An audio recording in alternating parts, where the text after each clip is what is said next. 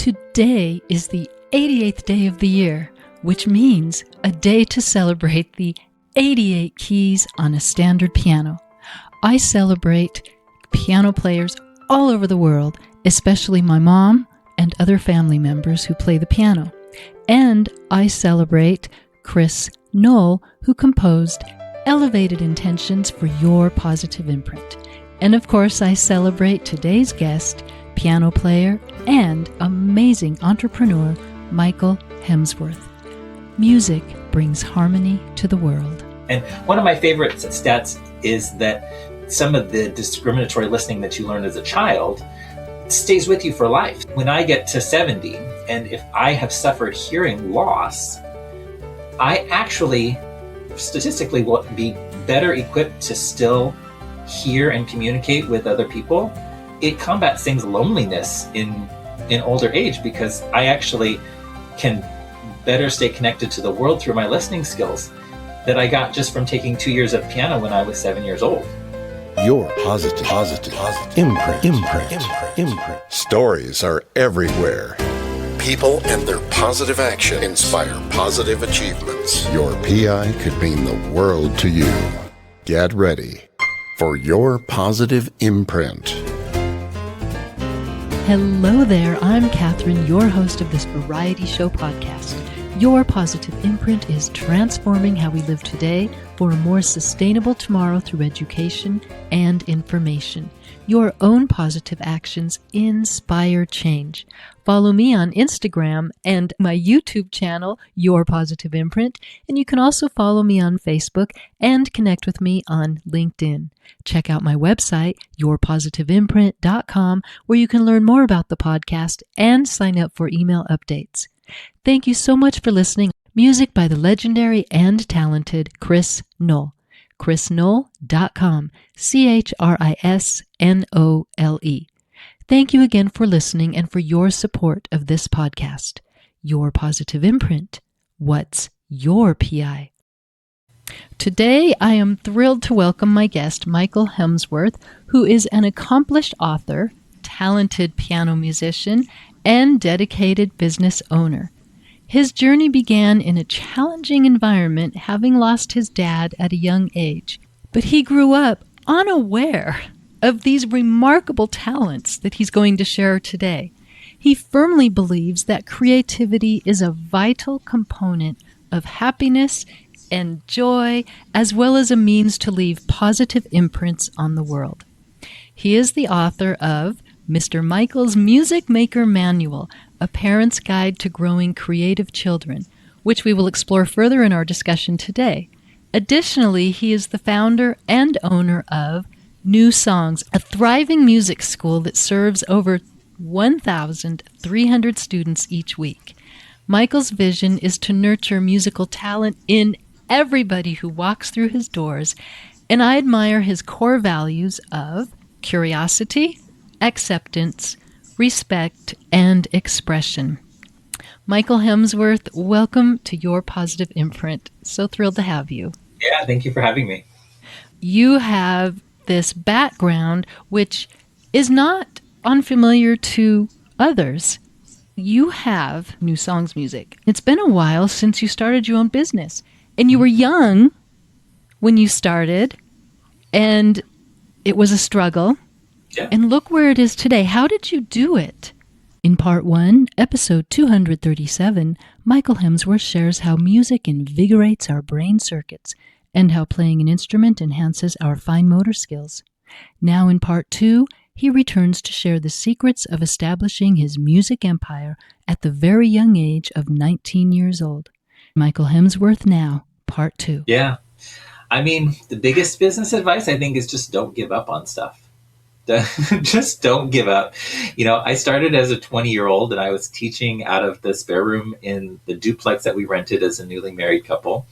I started in my first commercial space in 2007, so about 4 years into the journey. And I knew a woman that was opening up a theater program, and she had opened a fairly big space and wasn't using it all. So I was like, well, can I just rent that classroom? So a low overhead way to get started, which is really critical because if it all has to work perfectly right away, that's such a high bar. Yeah. And so, when my rent was $500 a month early on, that gave me a little bit more room to fail. And that was important. And of course, you have to realize that business is a journey, and then life is a journey too. We're trying to build a business and raise kids and make some very major life changes and in our first 5 years of marriage. So you have to stick with it. And I think it would be very hard for me to have done this journey if I was doing it for the money. Obviously, we do our things to earn a living. There are easier ways to earn money. But this was one of those things that even as a 20-year-old, I did know the way that I wanted to teach children. I knew at least what I wanted to give to the world. And there was no place like that yet. And so it was a chance to then create our own school from the ground up. And then there's a lot of things that you try and work and the things that try and fail. And, we navigated all of COVID and flipped to online learning. And that was actually a wild part of the journey for us. I was not a new business at that point when the pandemic had hit, but we managed to be flexible enough at that point to keep our entire staff. We didn't have to let go of anybody through that year. And I think because of the societal changes, people really turned to music quite a bit. So once we got through that initial wave of worry and whatnot, we grew very quickly after that. So in 2020, I had about 420 students at one location. And by the time we had hit about a year after that, by spring of 2021, we actually had hit 500. So it was probably one of the fastest growth bursts there. By the spring of 2022, we had 700. I never experienced that in a single year, but there was this kind of change, I think, in people's mentality that, music is one of those things that if soccer practice gets canceled and play practice gets shut down, that is something a little bit more permanent. So that was a huge growth. We opened our second location in 22. And then we purchased 2 small schools, one in 23 and one in 24, for owners that were leaving. We don't want to abandon what's happening here, but we can't do this anymore. So those schools folded into our network as well and have become sort of part of the family. Wow. And so why New Song? Yeah. So I wish, honestly, I had a great story behind this. But I started this as a 19-year-old printing my own little business cards on perforated business stock from Staples, doing a camp with 3 kids at the front room of my duplex. There's a Bible verse about singing new songs. And while we're not a religiously based school, that definitely was a part of the references for me. Part of what is really unique about being a musician is you get to do something that literally never happened before. I love listening to music, obviously, right? But when you turn on an album, you get to hear again something. And when I sit down and I'm going to play, what I'm playing never happened before, and it's never going to happen again exactly the same way. And I think that that's really special. And I think kids also need that as well, too, because so much of what they do now gets preserved. They're on video and on camera so much. And so there's this idea of don't make mistakes because it's going to be preserved forever. And I kind of get some of the anxiety that comes from that. And so the idea that I'm going to make something really creative that is just for me and just for right now, that's a really powerful gift, I think, that we can give kids. And it's kind of covert. We don't wake up thinking that's what we need, but sometimes I think it is. Yeah, well, those are the positive imprints, and they're incredible.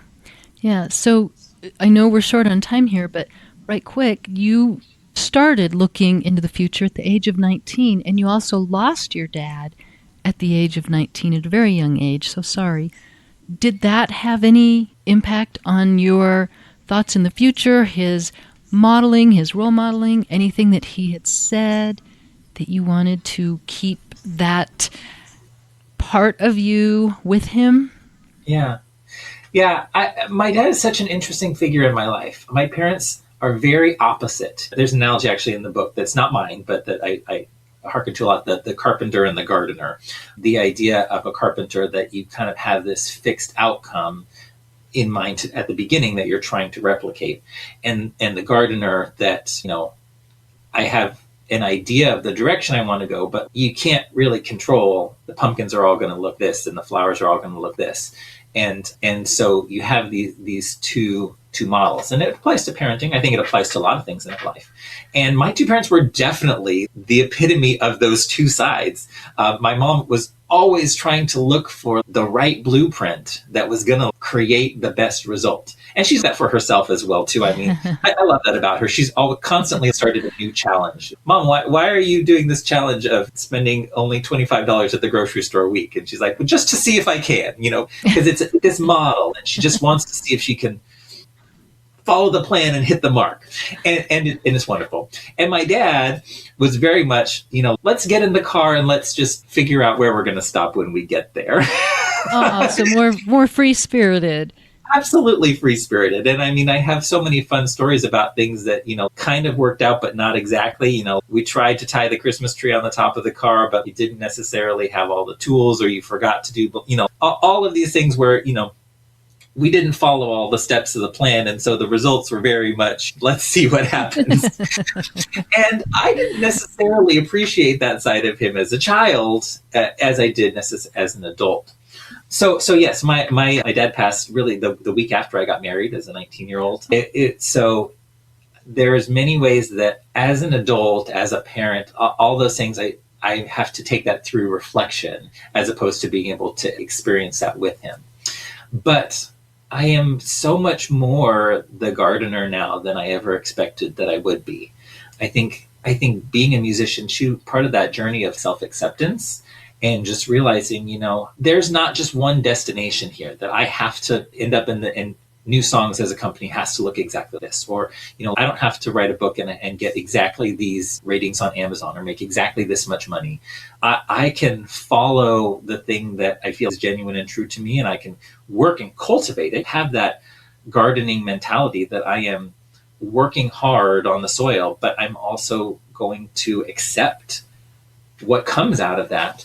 That's very freeing. And so that was, I think, a lot of the reflection that I've gotten in retrospect, looking at my dad's life and realizing it's okay to accept the results, to have goals, but to know that I ultimately can't control everything about the outcome. That's a wonderful tribute. Yeah. That's great. So in your book, you state that music enhances that connection and personal development. That I believe that. And I believe dance can do that. Any way that we can express ourselves, poetry, music, we definitely... Don't tell musicians, but actually, dance, I actually have a little bit of background in dance. Actually might have one up on us. They're almost perfect as an art form because you have so much musicality in it, but you have even an added level of physicality. So the connection that you feel to your body, I think, is even greater, and usually has a stronger social dynamic of things you do with other people. So, I mean, I'm all camp music, but dance really has got it. I mean, ballet is the classical music of dance. I just want to say that you have journeyed through life with music, but not just with yourself. You have journeyed and brought so many people. Look, you've got 1,300 students, and they're taking a journey with you through their own development. And I think that's incredible. Thank you so much for doing that and for laying your positive imprints in music the way you have. Yeah. I often wish that people could just follow me around because it is such an inspiring job. I mean, whether I've got 5-year-old with autism sitting on my lap and trying to play guitar with me, or whether we're doing advanced piano sonatas with teenagers, I get to do really, really awesome things every day. That's great. Thank you so much for that. So your last inspiring words to the listeners. Yeah, I think that, as a musician, the real magic happens when you find out that your voice matters. And so it's not such a matter of being perfect. That music is not a spot where you have to just be 100% right or a certain way, but that you matter and your voice matters. And so you bring something to the table that we all need, that deserves to be shared. So I guess the shorter version is your voice matters. Michael Hemsworth, thank you so much.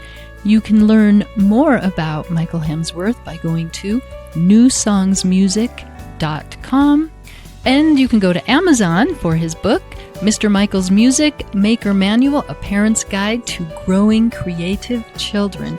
And it is available on Kindle, hard copy, paperback, as well as audible.com. It's so fun to be able to share. This is a chance to know that you're passing on what I find to be really empowering information, that everybody can do this. You don't have to have a doctorate degree in this. Everybody can pass on that gift of creativity, and it's so crucial.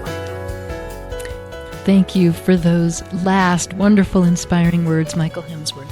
Again, newsongsmusic.com. Your positive imprint. What's your PI? Thanks, Catherine. If you'd like to buy me a coffee to help fund the production of this podcast, here's how. Go to buymeacoffee.com/yourpositiveimprint, and any support you offer will be greatly valued. Thank you so much for your support and for listening to Your Positive Imprint. And until next time, enjoy listening to over 200 episodes of Your Positive Imprint. Listen to Part 1 and Part 2 with Sidney and Kaufman. Is your drinking water safe? And what is in your drinking water? Episodes 235 and 236. Your Positive Imprint. What's your PI?